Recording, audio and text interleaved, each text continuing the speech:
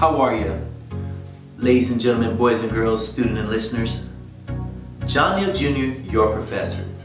Hey, we're going to talk about a pretty serious topic today. And I like to think that most of the topics are very serious, but this one right here is pretty dear to my heart. And I can't help notice about a lot of people taking advantage of people. And first thing I want to mention is the importance of values, right? The importance of values. But I think these days and times, a lot of people don't have a lot of values. Where have our values gone? Where's our love gone? And I'm not sure. I'm so tired of seeing individuals take advantage of other people. Myself personally, I love to tell my own stories. I went out of my way with a couple of my good friends and investors, and we invested in this company. And we did everything in our power to make sure that this company would come to fruition and be successful.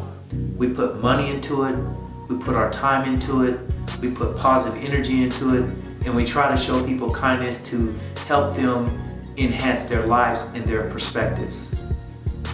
Unfortunately, some things didn't work out to our advantage or to their advantage, but nothing was done in malice. It just things didn't match up.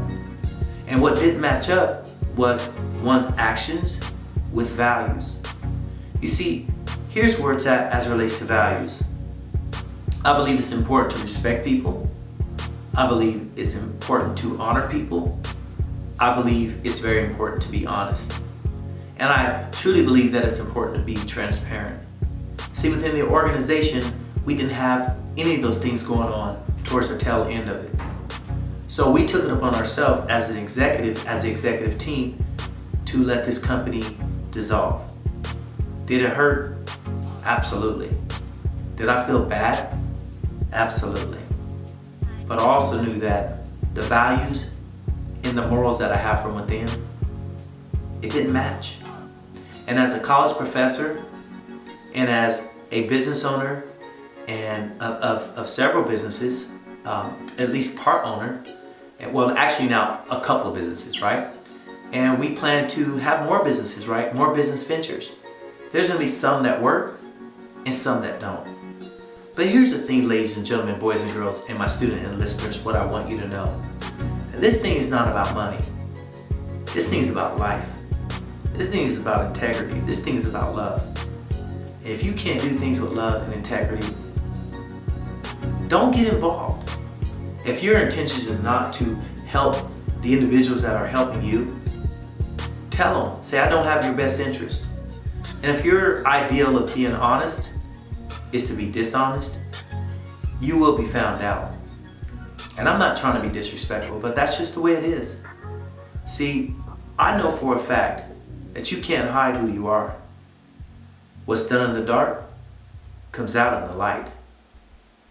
My mother always told me that the truth will set you free, but the truth always comes out. People can't hide who they are. People can't hide how they feel. You could try to suppress your feelings, you could try to suppress your thoughts. It's just not gonna work. See, here's the thing, this is not a session to bash anyone. This is just to talk to you about your values and your morals. And your character and your level of integrity.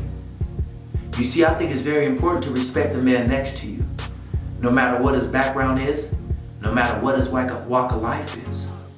You see, I think it's very important to honor other people. And I think it's very important to consider the other person's values and morals as it relates to you making decisions as an organization. You see, most organizations don't come to fruition and they don't make it to a certain level because people aren't on the same page. The divorce rate in this country also is at least 50%. And the other 50% that are staying married, a lot of them aren't even happy. I guarantee it's most of them. Why is that? Because when people get together and they become a union, what they fail to tell each other is about their ups and downs, their highs and lows. They forget to ask, what's your favorite color? They forget to ask, what's your favorite genre of music? And they also forget to ask, what is your favorite food? But I guarantee you they can tell you theirs. In other words, we forget to love the other person for who they are. In other words, we forget to ask them what's important to them. And at the end, we forget to honor them and give them the respect that they have for their family. You see, we forget about their values. We forget about their morals because a lot of times we're caught up in our own selfishness. Have I ever been that person? Absolutely. And always, I have to remind myself not to be that person. Ladies and gentlemen, boys and girls, my student and listeners, I'm a work in progress, just like all of you. Last but not least, what I want to say is that those out there who want to solve their issues by taking things from others or putting their hands on other people and thinking that it's okay because you're tough or you're bigger, that's not cool. My mother taught me that you will reap what you sow in this life. And birds of a feather flock together. Your energy will attract people that are like-minded. I choose to have a good heart, a positive frame of mind, and spread love. But are there things out there that hurt me? Absolutely. I'm hurt right now in this moment doing this video because I've witnessed some things in my life just recently that were despicable. I'm not going to cry about it. I want to talk about it. Because I believe that even if we make bad decisions, we can find in our heart to make good decisions. You see, I believe in you because I believe in myself. And I also believe that mankind could be great people and great individuals. Let's try loving someone. Let's try extending our hand to people. And let's not forget the people that help us. Instead of slandering them and disrespecting them for helping you and showing you kindness, find it in your heart to show them compassion. And if someone you think has done something wrong to you, forgive them. You don't want to carry around grudges. And you don't want to carry around hate.